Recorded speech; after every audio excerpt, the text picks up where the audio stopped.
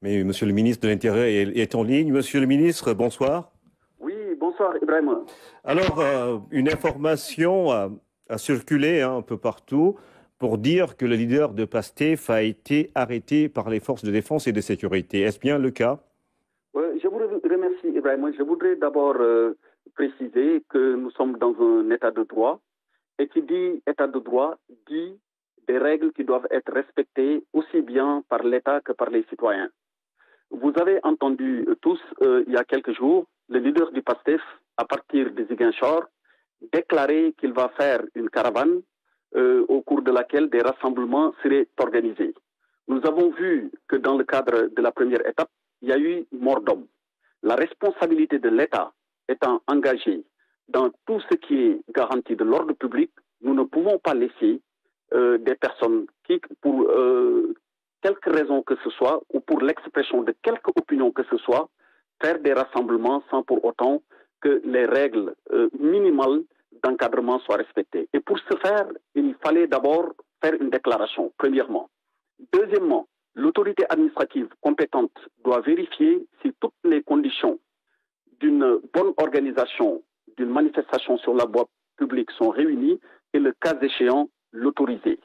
Et troisièmement, il faudrait, dans le cadre d'une enquête administrative, que le déclarant lui-même veille à ce qu'il n'y ait pas de trouble à l'ordre public. Toutes ces conditions que je viens de décrire ne sont pas réunies pour des processions de la nature dont a voulu qu'ont voulu organiser donc le leader du PASTEF et ses partisans. Pour toutes ces raisons, j'ai sorti hier un communiqué pour rappeler les règles qui gouvernent la matière. Malheureusement, on a vu que donc militants du PASTEF ou bien leurs leaders persistaient dans cette voie. Et on a vu les conséquences que cela a entraîné. Il y a eu mort d'homme à Kolda. Est-ce que l'État va rester les bras croisés pour constater des morts ou bien des blessés, des pillages ou des dégradations de biens appartenant à l'État ou bien appartenant à des privés? Mais la réponse ne peut être que négative. Pour toutes ces raisons, que ce soit le leader du PASTEF ou un autre leader, si une violation est apportée à la loi, l'État a le devoir de mettre un terme. C'est dans ces conditions précisément que décision a été prise que s'il y a une intention de faire une procession, que nous y mettions un terme dans les formes appropriées. Et on a pu, de ce fait, encadrer le leader du PASTEF jusqu'à son domicile où il a été déposé. Voilà ce que je peux donner comme éclairage sur le sujet. Alors, il n'a pas été en prison comme certains l'ont déclaré. Au moment où nous parlons, il est à son domicile. Mais je dois aussi faire une précision supplémentaire.